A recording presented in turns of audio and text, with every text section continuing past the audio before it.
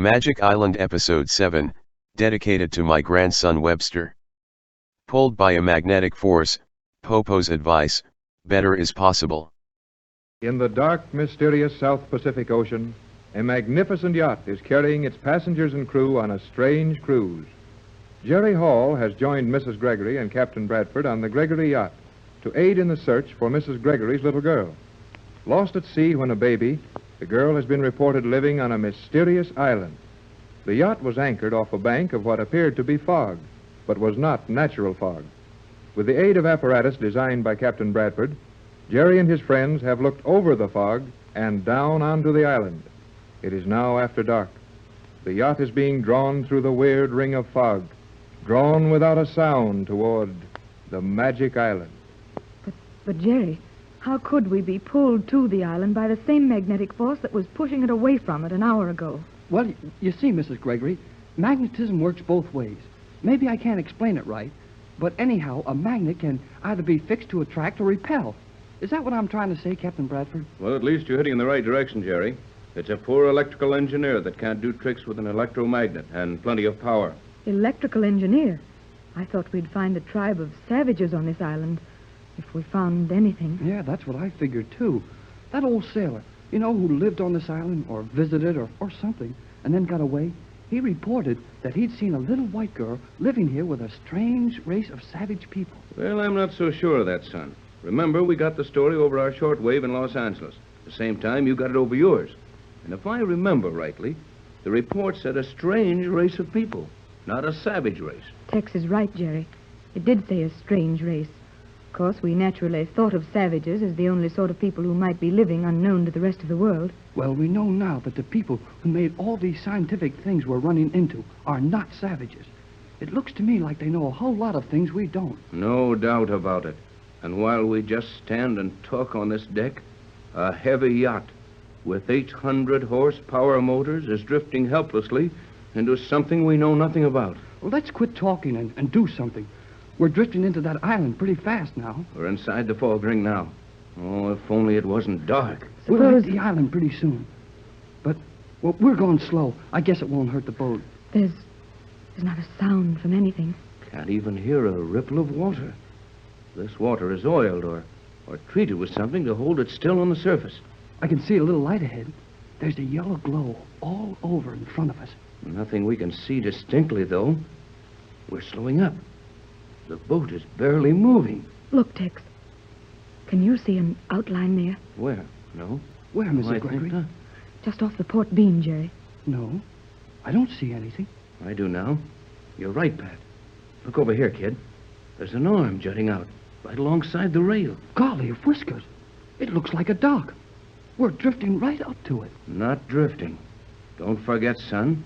We're being pulled. That light ahead is getting more distinct. I can make out the shoreline now. Funny shoreline. It looks so straight and smooth. See? See, it's shining in that yellow glow. Hold it. Quiet, both of you. Not a sound.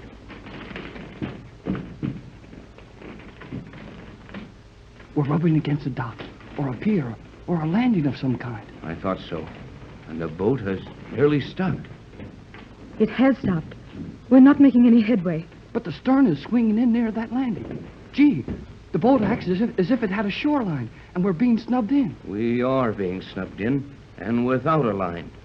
This yacht is being warped against that dock by the same force that pulled us through the fog bank and into this shelter. But why don't we see somebody or something? Or hear something. Gosh, any kind of a noise would sound good right now. Hey, we stopped. We're hard against the thing on the port beam. Yes, we're here. And I'm afraid, Jerry, my boy, that we're actually on your magic island, whether we want to be or not. Want to be? Why, Tex, we've come thousands of miles to find this place. And my little girl. Do you think we'll really find Joan here, Captain? Like the old sailor said? We're liable to find most anything here. Then let's start looking for it. You better go into your cabin, Pat, and stay there while Jerry and I have the first look around. I should say not. Wherever you two go, I'm going. Where are we going, Tex? We're going to step out on that dock, or ramp, or whatever it is, and see what happens. Oh, boy. Let's go. Steady, son. You go back and tell the skipper to stand by. Tell him he can quit worrying about his anchors. We're fastened to this island until someone else wants us to go. Yes, sir. And Jerry, tell the skipper to look sharp and give us a signal if anybody boards him. I'll be right back, sir. Oh, Tex, what do you think we'll find here? What's going to happen? What manner of people live here? Hold on now, Pat. You know as much about all that as I do. We'll just have to ease ashore and keep snooping around until we find something. Or something finds us. You better stay aboard, Pat. I'm not afraid. That is, of course I'm afraid. Horribly afraid. But you're all here because of me. It's my little girl we're looking for. And I'll go wherever you go. All right. You're the boss of this expedition. Everything's shipshape aboard. I gave your orders to the skipper, Tex. Any comments from him? Well, he looked plenty worried, and he didn't even say as much as he usually does. That would be only one word at a time. This time he just nodded his head. All right, now here's our situation as I see it. There's no use making any plans as to what we intend to do, because we haven't the faintest idea what conditions we'll find when we get ashore.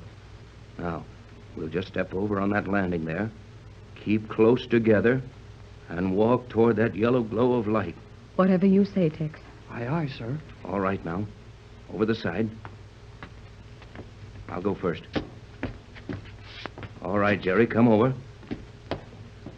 Now, Pat, give me your hand. Now, all stand still for a second. Try to get your eyes accustomed to this yellow light. What there is of it. I can't see any better now than I could when we first saw that yellow light. Neither can I. And yet, I can. There's something weird about that light. I have an idea there'll be something weird about everything we see for some time to come. Now, Jerry, you walk on my right here. Pat, you on my left. Both of you stay close enough that we can rub elbows as we walk. And stay close. Now, let's start slowly and carefully toward that yellow glow. Neither of you speak until I tell you to. Ready? I am. Yes, Tex. Not a sound. Here we go. And walk quietly.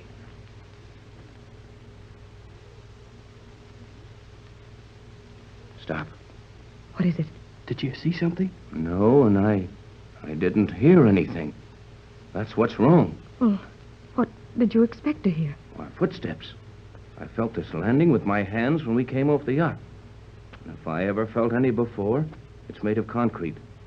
But here are three of us, walking at a fair pace.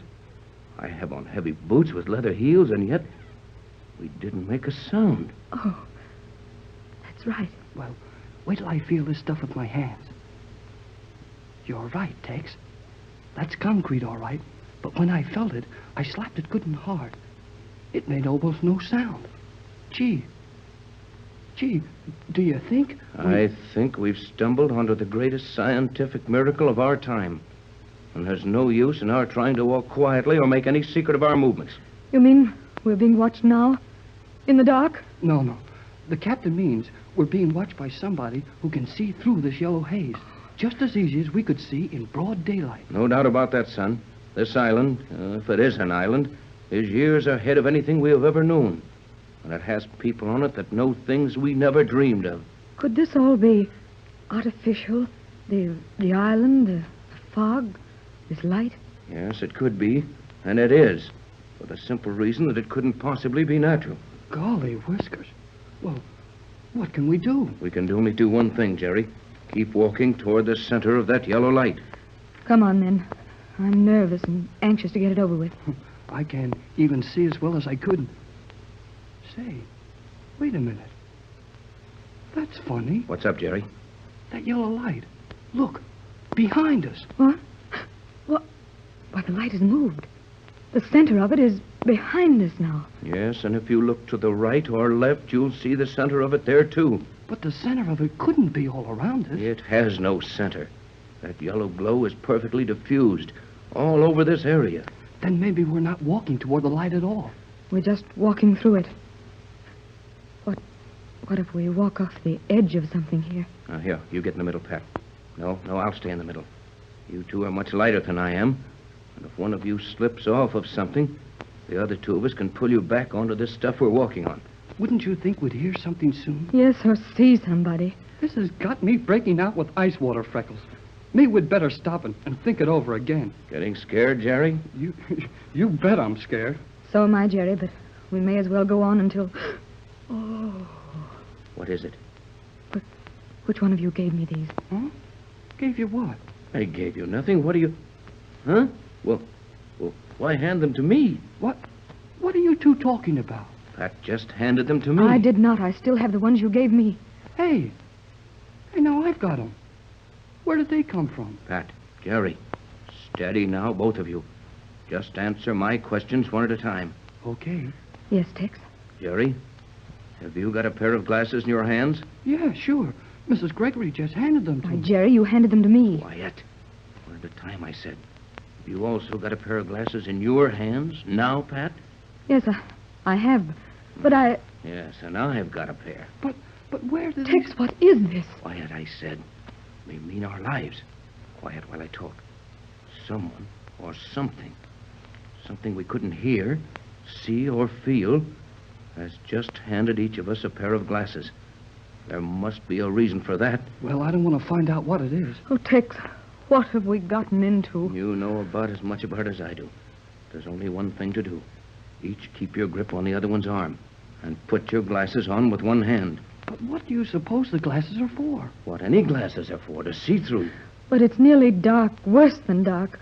What good will glasses do? Someone handed us those glasses. Someone who made no sound. And they weren't fumbling around in the dark because they didn't touch us at all.